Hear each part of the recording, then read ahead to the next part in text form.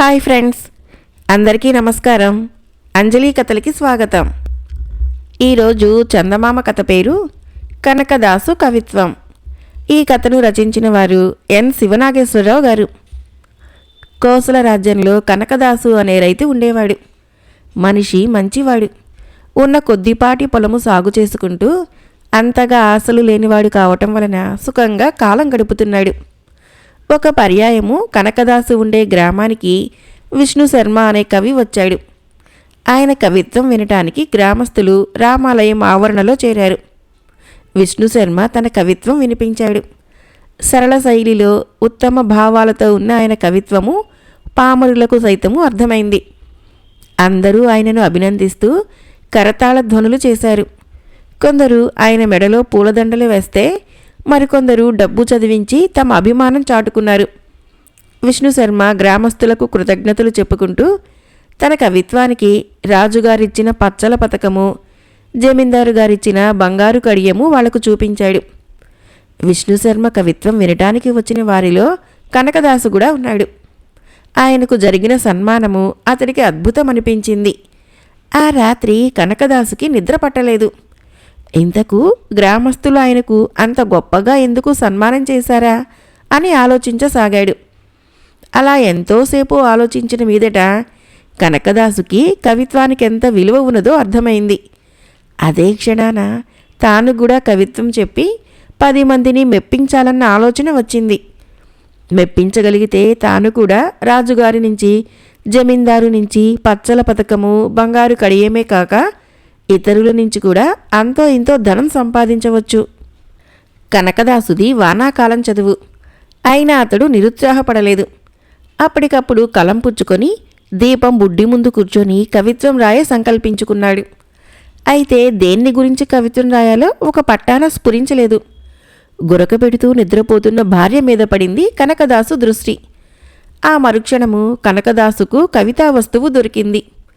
అతడు భార్య గురక మీద కవిత్వం రాశాడు. ఆ రాసింది చదువుకుంటే అతడికి మతి పోయినంత పనైంది. ఇంత గొప్పగా రాసింది నేనేనా అని ఆశ్చర్యపోయాడు.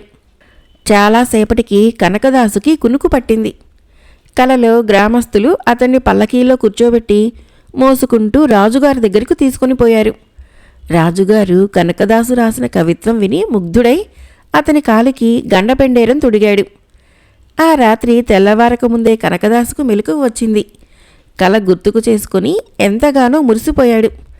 అతడికి తన కవిత్వం ఎవరికైనా వినిపించాలన్న తలంపు కలిగింది. పొరుగింటి నూకాలుతో అతడికి మంచి స్నేహం ఉంది. అతడి వద్దకు వెళ్ళి, నూకాలు, నేను కవిత్వం రాశాను, నీకు వినిపించాలని వచ్చాను అని తన గురక కవిత్వం వినిపించాడు. అది విని నూకాలు మండిపడి, రాత్రిపూట మాకు నిద్ర పట్టకుండా నీ పెళ్ళాం గురకతో చంపుతున్నదని మేం బాధపడుతూ ఉంటే తెల్లవారక ముందే నీ కవిత్వం ఒకటా? ఇంతకంటే నీ పెళ్ళాం గురకనయం. మరెన్నడూ నీ దిక్కుమాల కవిత్వం వినిపించకు అన్నాడు. కనకదాసు ముఖము చిన్నబోయింది. తన కవిత్వం అర్థం చేసుకునే జ్ఞానము నూకాలుకు లేదనుకున్నాడు. ఆ సాయంత్రము రచ్చబండ దగ్గరికి వెళ్ళేసరికి ముసలి బడిపంతులు రామన్న కనిపించాడు. కనకదాసు ఆయనకు తన కవిత్వం వినిపించాడు. అది విన్న రామప్పకు గుండె దడదడలాడింది. ఆయన వీడి కవిత్వం వీడు మండిపోను అని మనసులో తిట్టుకున్నాడు. కానీ ఆ మాట పైకనలేదు. కారణము ఆయన కనకదాసుకు కాస్తంత బాకీ ఉన్నాడు. రామప్ప చిన్నగా నవ్వేసి, కనకదాసు, విష్ణు శర్మ కవిత్వము ఏదో కొంచెం అర్థమైంది, కానీ నీది ఒక్క అక్షరం ముక్క కూడా అర్థం కాలేదు.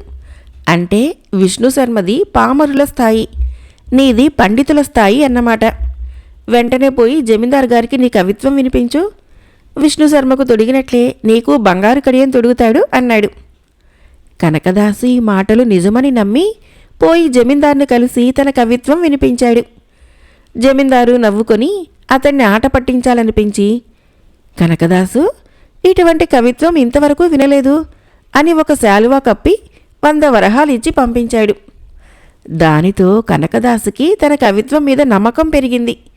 వారం పాటు పొలం వెళ్ళటం మానుకొని గేదెల మీద, గిలక బావి మీద, ఊర కుక్కల మీద కవిత్వం రాశాడు.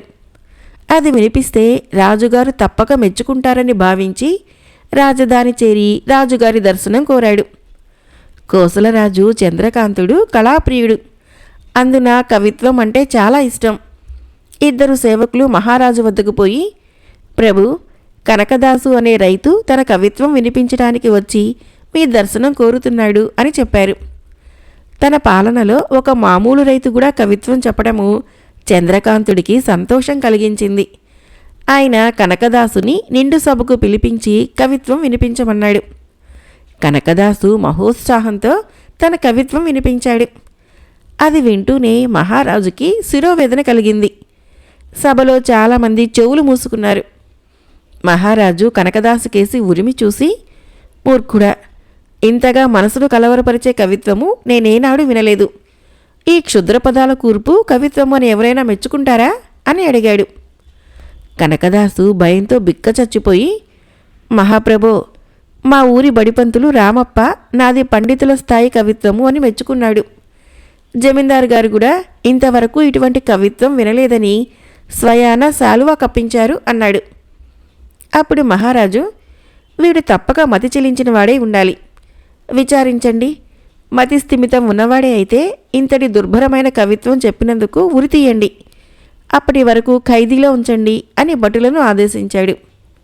భటులు కనకదాసుని ఖైదీలో ఉంచి అతని గురించి విచారించడానికి కనకదాసు ఊరు వెళ్లారు. కనకదాసుకు వచ్చిన ప్రమాదం తెలుసుకున్న జమీందారు తను వేళాకోళంగా అన్న మాటలు నిజమని నమ్మి అతడు ప్రాణాల మీదకు తెచ్చుకోవటం చూసి బాధపడ్డాడు. ఆయన భటులతో, వాడికి ఈ మధ్య కవిత్వం పిచ్చి పట్టుకుని మతి తప్పింది. మనిషి మహా మంచివాడు అని చెప్పాడు. భటులు వెళ్ళి ఈ విషయము మహారాజు చెవిన వేశారు. మహారాజు కరుణించి కనకదాసును విడిచిపెట్టమని ఆజ్ఞాపించాడు. కనకదాసు ఖైదీ నుంచి బయటపడి మరెన్నడూ కవిత్వం జోలి పోకూడదని ఒట్టు పెట్టుకున్నాడు.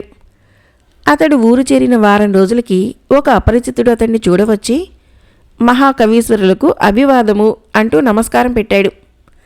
ఆ మాట వింటూనే కనకదాసు వణికిపోతూ, నేను కవీశ్వరున్నా, ఖైదీ నుంచి బయటపడ్డాక మరి కవిత్వం జోలికి పోకూడదని ఒట్టు పెట్టుకున్నాను. ఇంతకు నువ్వెవరివి అని అడిగాడు. అపరిచితుడు నవ్వి, నా పేరు నిశాచరణుడు. నేనొక భూతాల మాంత్రికుణ్ణి. కోసలరాజు సభలో నీ కవిత్వం విన్నాను. నీ కవిత్వంతో డబ్బు గడించటానికి తిరుగులేని ఉపాయం ఒకటి ఆలోచించాను అన్నాడు. కనకదాసు, ఒకసారి డబ్బాసతో భంగపడి ఖైదు పాలయ్యాను. అలాంటి పొరపాటు మరిక చెయ్యను అన్నాడు. ఈసారి అలా జరగదు, నమ్ము అన్నాడు నిశాచరణుడు. సరే, నా కవిత్వం ఎవరికి వినిపించాలి అని అనుమానంగా అడిగాడు కనకదాసు. ఆ సరికి చీకటి పడింది. నాతోరా అంటూ నిశాచరణుడు కనకదాసుని శ్మశానానికి తీసుకుని పోయాడు. కనకదాసు భయంగా చుట్టూ కలియ చూస్తూ, నేను కవిత్వం వినిపించవలసింది శవాలకి కాదు కదా అన్నాడు. కానే కాదు, నువ్వు కవిత్వం వినిపించవలసింది పిశాచాలకి. నిజానికి మనుషుల కంటే వాటికే కవిత్వం విలువ తెలుసు. ఏది, గొంతెత్తి బిగ్గరగా నీ కవిత్వగానం ప్రారంభించు అన్నాడు నిశాచరణుడు. కనకదాసు గట్టిగా కళ్ళు మూసుకొని గానం ప్రారంభించాడు. కొద్ది క్షణాల్లో అక్కడికి 10-12 పిశాచాలు వచ్చి శ్రద్ధగా వింటూ మధ్య మధ్య గుసగుసలాడుకున్నాయి. కనకదాసు భార్య గురక మీద, గిలక బావి మీద, ఊర కుక్కల మీద రాసిన కవిత్వం వినిపించి కళ్ళు తెరిచేసరికి చుట్టూ పిశాచాలు కనిపించాయి. అతడు భయంతో వణికిపోతూ ఉండగా అవి గట్టిగా చప్పట్లు కొట్టాయి. కొన్ని పిశాచాలు పూలదండలు సృష్టించి గాలిలో తేలుతూ వచ్చి కనకదాసు మెడలో వేశాయి. మరికొన్ని డబ్బు మూటలు, నగల మూటలు అతని పాదాల ముందు పడవేశాయి. దానితో అతడికి ధైర్యం వచ్చి మరొకసారి వాటికి తన కవిత్వం వినిపించాడు. పిశాచాలు తృప్తిగా తలలాడిస్తూ చుట్టూ ఉన్న చెట్ల మీదకి ఎగిరిపోయాయి. కనకదాసు డబ్బు నగల మూటలు పోగు చేస్తూ ఉండగా నిశాచరణుడు, డబ్బు నగల్లో నాకు వాటా ఇవ్వటం ధర్మం అనిపించుకుంటుంది, అవునా అన్నాడు. కాకేం, అవును అంటూ కనకదాసు సంతోషంగా నిశాచరణుడికి సగం వాటా ఇచ్చి, అవును, ఇంతకు నా కవిత్వము పిశాచాలకి అంతగా నచ్చుతుందని ఎలా ఊహించావు అని అడిగాడు. నిశాచరణుడు నవ్వి, నాకు పిశాచాల భాషతో కాస్త పరిచయం ఉంది. రాజసభలో నీ కవిత్వం విన్నప్పుడు అది పిశాచాల భాషకి దగ్గరగా ఉన్నదని గ్రహించాను. ఆ ఉద్దేశంతోనే నిన్నిక్కడికి తీసుకొని వచ్చాను. నా ఆలోచన ఫలించింది అన్నాడు. తన కవిత్వము పిశాచాల భాషకు దగ్గరగా ఉన్నదన్న నిజం తెలిసి కనకదాసు మరెన్నడూ కవిత్వం జోలికి పోలేదు. కవిత్వంతో డబ్బు సంపాదించాలన్న అతడి కోరిక మాత్రము తీరింది. మరొక కథ పేరు అత్తగారు కొత్త కోడలు. ఈ కథను రచించిన వారు ఇంద్రగంటి నరసింహమూర్తి గారు. పోటుమెరక గ్రామంలో ఉండే ఆండాళ్ళమ్మ కొడుకు రాజబాబు. అతడికి వివాహమై కొత్త కోడలు ఊర్మిళ కాపరానికి వచ్చింది. ఊర్మిళ బాగా చదువుకున్నది. ఆండాళ్ళమ్మకి చదువు లేదు. కనీసము అక్షరాలు కూడా నేర్చుకోలేదామె. ఊర్మిళకు తాను బాగా చదువుకున్న దానినని అహంకారం ఎక్కువ. అత్త ఆండాళ్ళమ్మని లక్ష్య పెట్టేది కాదు. తనకు చదువురాదని ఆండాళ్ళమ్మకు కోడలు ముందు చిన్నతనంగా ఉండేది. ఇద్దరూ ఎడముఖము పెడముఖంగా ఉండసాగారు. రాజబాబుకు ఈ పరిస్థితి ఇబ్బందికరంగా పరిణమించింది. ఒకనాడు ఆండాళ్ళమ్మకి ఒక ఉత్తరం వచ్చింది. అందులో ఆమె దూరపు చుట్టము ఒకతను చనిపోతూ 1,00,000 రూపాయల విలువైన ఆస్తిని ఆండాళ్ళమ్మ పేర రాసిపోయాడని, అయితే ఆండాళ్ళమ్మ చదవటము రాయటము నేర్చి ఆ దస్తావేజులు చదవగలిగినప్పుడే ఆస్తి ఆమె పరం చేయాలనే షరతుతో వీలునామా రాశాడని చనిపోయిన ఆయన స్నేహితుడు తెలియపరిచాడు. 1,00,000 రూపాయల విలువైన ఆస్తి. ఆండాళ్ళమ్మకి చదువు రాదు. దీనికి పరిష్కారం ఏమిటి? రాజబాబు ఉత్తరం చదివి తల్లికి వినిపించి, అమ్మా, మనం పేదవాళ్ళమేం కాదు. 10 ఎకరాల మంచి పొలం ఉన్నది మనకి. అయినా అనుకోకుండా తనకు తానై వచ్చి తలుపు తట్టిన లక్ష్మిని కాదనటం అపచారమైతుంది కదా. నా మాట విని చదువు నేర్చుకోమ్మా అన్నాడు. ఈ వయసులో చదువా? నలుగురు నవ్విపోగలరు అన్నది ఆండాళ్ళమ్మ. చదవా రాయా నేర్చుకోవటానికి వయసుతో సంబంధం లేదు. నలుగురు నవ్వటం కాదు, నిన్ను మరీ మరీ మెచ్చుకుంటారు. వచ్చే ఆస్తి 100, 200, నిండు 1,00,000 రూపాయలు. ఊర్మిళ నీకు చదువు నేర్పుతుంది. నా మాట కాదనమాకమ్మా అంటూ నచ్చ చెప్పాడు రాంబాబు. ఆండాళ్ళమ్మ సరేనన్నట్లు తల ఊపింది. ఆస్తి మీద ఆశతో ఊర్మిళ అత్తగారికి చదువు చెప్పడానికి సంతోషంగా ఒప్పుకుంది. రాజబాబు పలక బలపం తెచ్చి ఇచ్చాడు. ఇంటి పనులన్నీ అయిపోయినాక ఊర్మిళ ఆండాళ్ళమ్మ చేత అక్షరాలు దిద్దించసాగింది. 4 రోజులు గడిచేసరికి ఆండాళ్ళమ్మకి చదువు మీద శ్రద్ధ పెరిగింది. 3 నెలల్లోనే ఆండాళ్ళమ్మ మాటలు రాయటం నేర్చుకున్నది. 5 నెలల్లో పుస్తకం చదివే స్థాయికి చేరింది. ఈ విధంగా ఈ 5 నెలల్లో అత్తాకోడళ్ల మధ్య సాన్నిహిత్యం పెరిగింది. ఇంటి పనుల్లో అత్తకు ఊర్మిళ సహాయపడసాగింది. కోడలిని గురువుగా అత్త భావించసాగింది.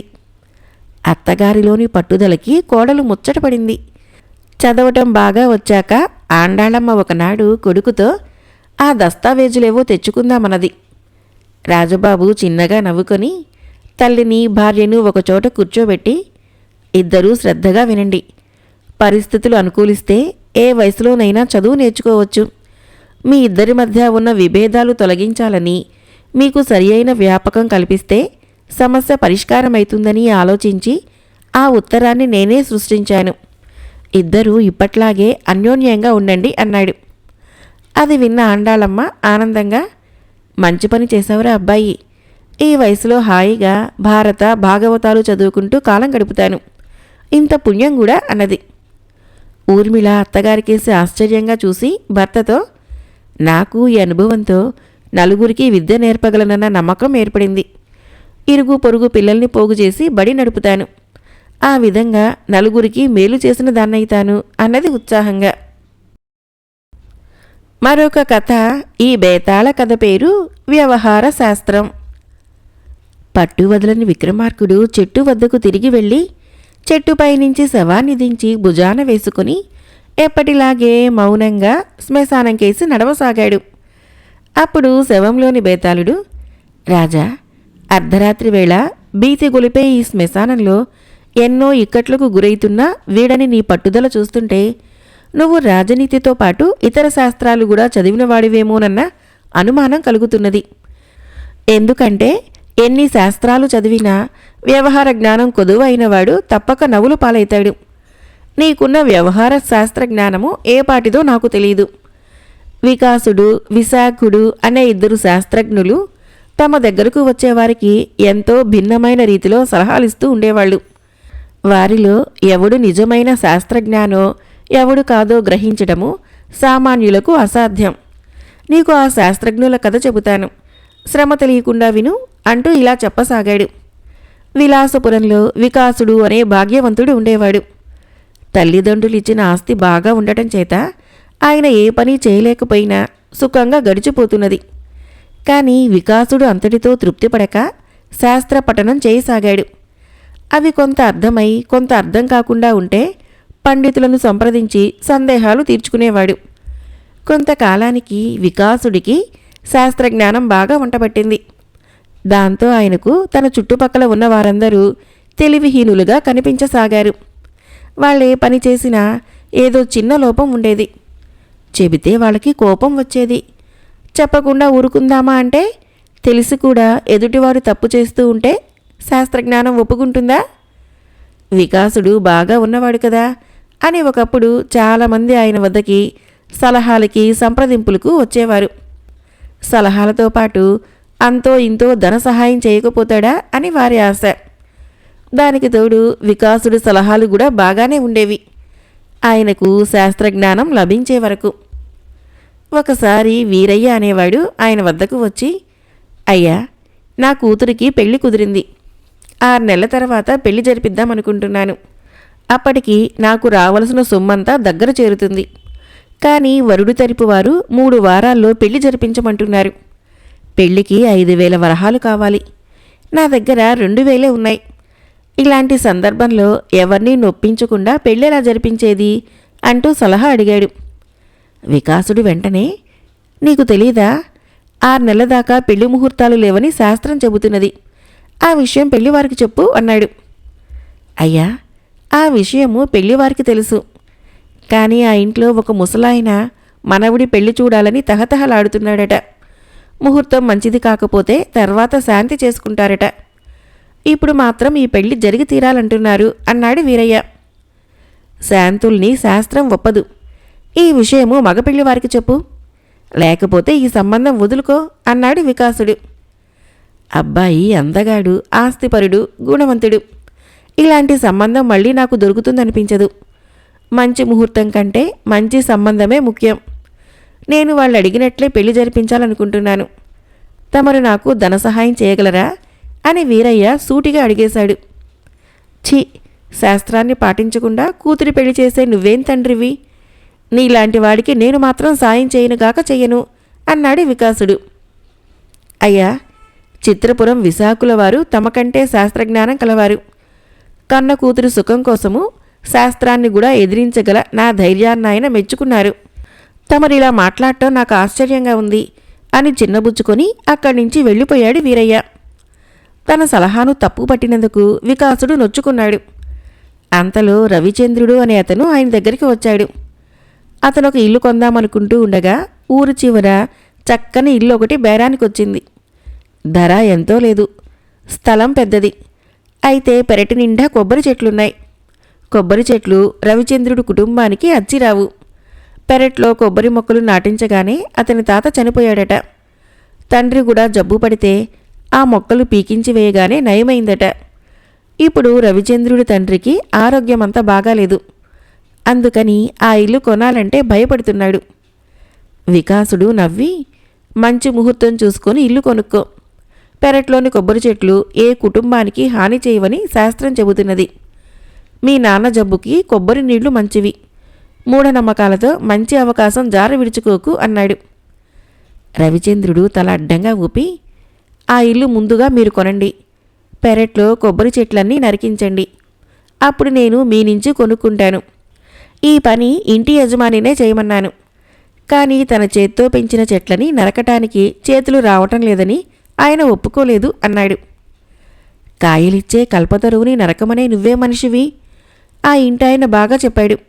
నీలాంటి మూర్ఖుడికి నేను సహకరించను అని చెప్పేశాడు వికాసుడు. నన్ను మూర్ఖుడు అని మీరే అన్నారు. చిత్రపురంలోని విశాఖుడు నా గోడు విని నా పితృభక్తిని ఎంతో పొగిడాడు అని రవిచంద్రుడు అక్కడి నుంచి వెళ్ళిపోయాడు. ఆ విధంగా మరికొందరి నోట చిత్రపురంలోని విశాఖుడి పేరు విన్న వికాసుడికి ఆయన్ను గురించి కుతూహలం కలిగింది. శాస్త్రజ్ఞానంతో తను విమర్శించిన వారందరినీ ఆయన మెచ్చుకున్నట్లే కనపడింది. ఒకవేళ అందర్నీ మెచ్చుకోవటమే ఆయన పనా, లేక ఆయన శాస్త్రజ్ఞానము వేరే ఉన్నదా? ప్రతివాడు ఆయన శాస్త్రజ్ఞానాన్ని మెచ్చుకుంటున్నాడు కూడా. ఇలా ఆలోచించి వికాసుడు చిత్రపురం వెళ్ళాలనే అనుకున్నాడు. కానీ ఈలోగా తన శాస్త్రజ్ఞానం గురించి కూడా కొంత అభిప్రాయ సేకరణ అవసరము అనిపించింది. ఆ సమయంలో అనుకోకుండా ఒక యోగి ఆయన ఇంటికి వచ్చాడు. వికాసుడు యోగికి సకల మర్యాదలు చేసి, స్వామి, నేను ఎన్నో శాస్త్రాలు చదివి ఎంతో జ్ఞానం సంపాదించాను. తమరు నా శాస్త్రజ్ఞానం ఏ స్థాయికి చేరుకున్నది చెప్పాలి అన్నాడు. శాస్త్రజ్ఞానము తెలివిని పెంచటానికే తప్ప దానికి స్థాయి భేదం ఉండదు నాయనా. శాస్త్రజ్ఞానము అనేది అపారము. నువ్వు స్థాయిని గురించి అడగటానికి కారణం చెప్పు అన్నాడు యోగి. నాకున్న శాస్త్రజ్ఞానంతో ఇతరులకు సాయపడాలని ప్రయత్నిస్తూ ఉంటే ఒక్కరికి నా మాటలు నచ్చటం లేదు అంటూ వికాసుడు తన అనుభవాల్ని చెప్పాడు. యోగి నవ్వి, అన్ని శాస్త్రాల్లోకి మనిషి జీవితాన్ని శాసించేది వ్యవహార శాస్త్రం మాత్రమే. అది ఒక్కొక్కరికి ఒక్కొక్క పద్ధతిలో ఉంటుంది. శాస్త్రజ్ఞానంతో నీ తెలివిని పెంచుకొని వ్యవహరించు.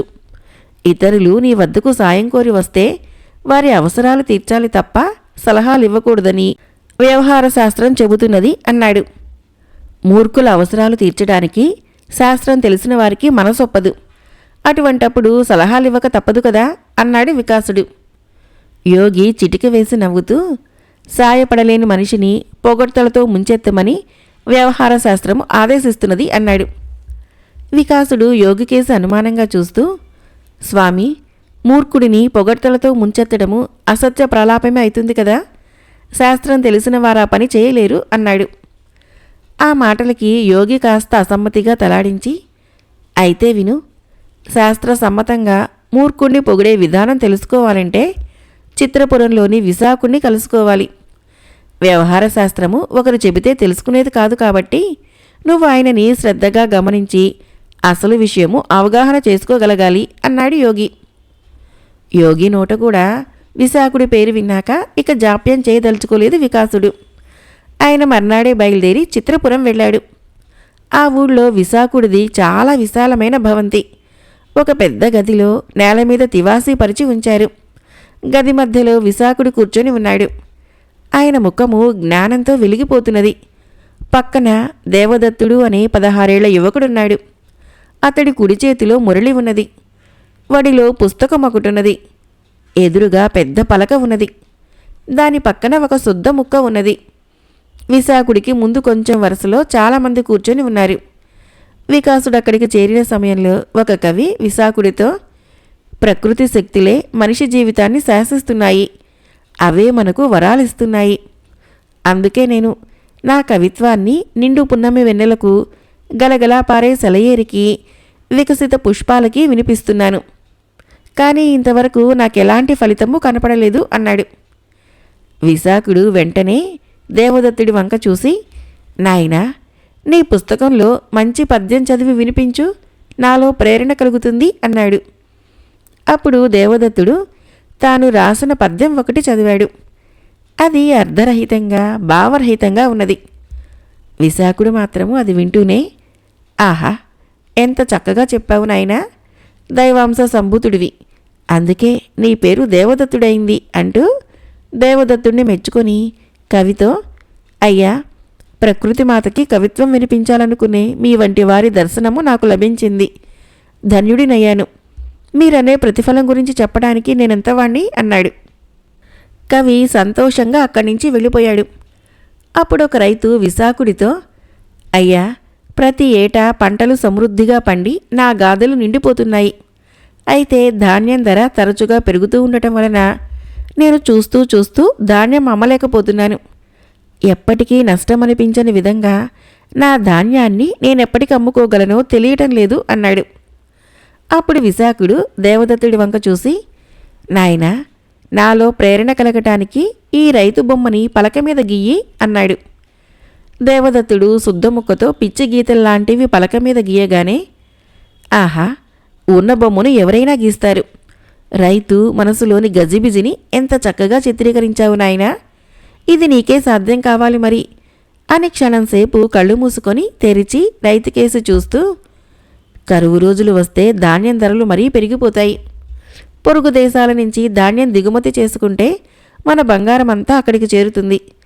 అలా జరగకుండా ధాన్యం నిల్వ చేస్తున్నావు. బంగారం నీ దగ్గరుంటేనేం, రాజుగారి దగ్గరుంటేనేం, మన దేశంలోనే ఉంటుంది కదా. ఇంత గొప్పవాడివి, నీకు నేనేం చెప్పగలను నాయనా? నీ దర్శనమైనందుకు సంతోషించడం తప్ప అన్నాడు విశాఖుడు.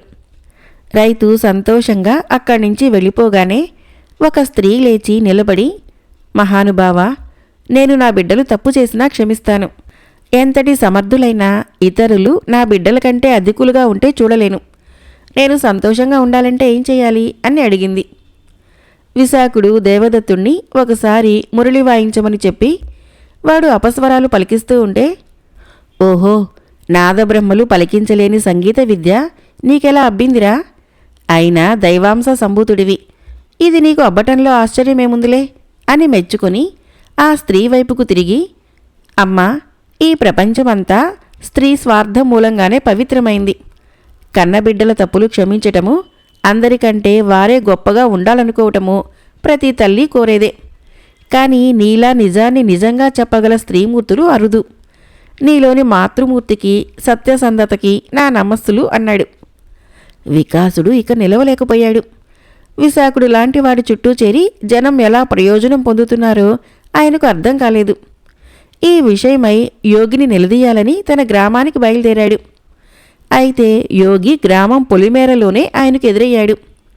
వికాసుడు యోగికి తాను వినదంతా చెప్పి, స్వామి, ఆ విశాఖుని గురించి జనమంత గొప్పగా ఎందుకు చెప్పుకుంటున్నారో అర్థం కావటం లేదు. అతడికి ఏ శాస్త్రజ్ఞానమూ ఉన్నట్లు లేదు. అధ్యయనం చేయవలసిన 6 శాస్త్రాల మాట అలా ఉంచి వాటిలో కనీసము తర్క వ్యాకరణ శాస్త్రాల పేరైనా విని ఉంటాడా అన్న అనుమానం కలుగుతున్నది అన్నాడు. అందుకు యోగి పెద్దగా నవ్వి, నాయనా, నా అభిప్రాయంలో ఆ విశాఖుడు నువ్వనే శాస్త్రాలతో పాటు వ్యవహార శాస్త్రం కూడా చదివి ఉంటాడు. ఇంటికి వెళ్ళాక దానికోసం గట్టి ప్రయత్నం చెయ్యి. సంవత్సరం ముగియకుండానే నీ ఇంటికి మరొకసారి వచ్చి నీ సాయం కోరి వచ్చే వాళ్లకు నీవెలాంటి సలహాలిస్తావో గమనిస్తాను అంటూ ముందుకు సాగిపోయాడు. బేతాళుడు ఈ కథను చెప్పి, రాజా, యోగి అంచనాలో వికాసుడి కన్నా వికాసుడు ఆరితేరిన శాస్త్రజ్ఞానిలా కనపడినట్లున్నది.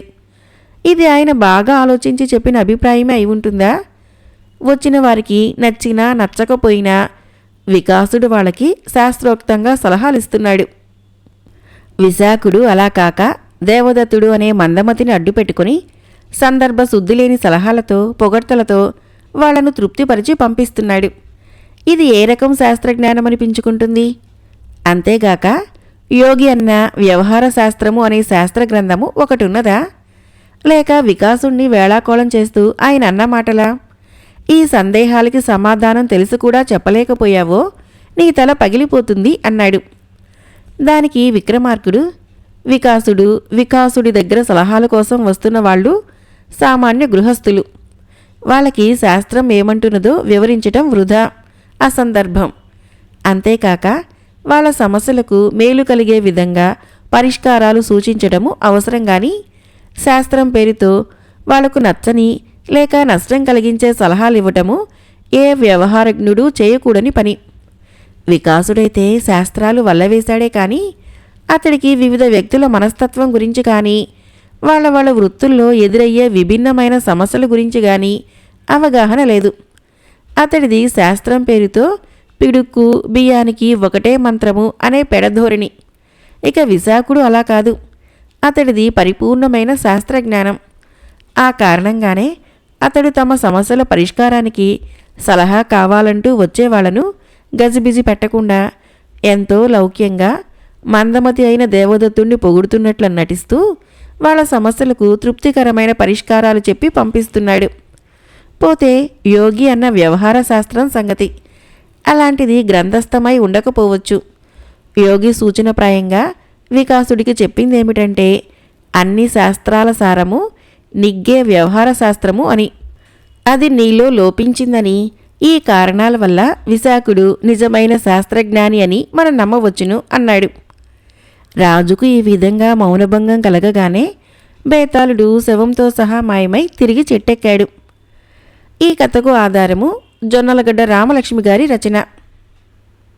కథ అయిపోయింది. ఫ్రెండ్స్, ఈ కథలు నచ్చినట్లయితే మన ఛానల్ని తప్పకుండా సబ్స్క్రైబ్ చేయండి, లైక్ చేయండి, షేర్ చేయండి, కామెంట్ చేయండి. Thank you.